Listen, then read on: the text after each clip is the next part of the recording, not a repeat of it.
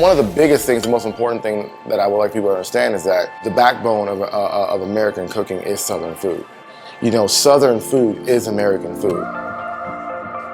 When you look back, you know, during the turn of the century, we look at who was doing all the cooking in the kitchen.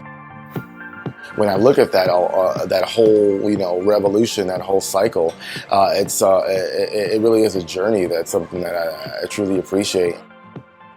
For me, that journey began a long time. I was always a kid with, you know, with the hand in the pot, in my grandmother's pot, trying to figure out and taste what this was, what's going on with that. Not knowing truly what I was eating or the true names. Every family calls certain things a different name, you know.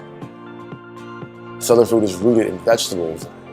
When I cook and I develop a menu and I think about those memories, and I always want to add, okay, how has this dish grown up? How do we make it ours?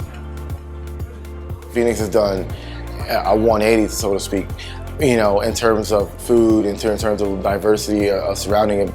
But I see growth. I see small pockets of communities now that have a voice, that are growing, you know, that are getting a bigger voice. I think we're doing something, and I think people are finally kind of opening up and listening to our journey.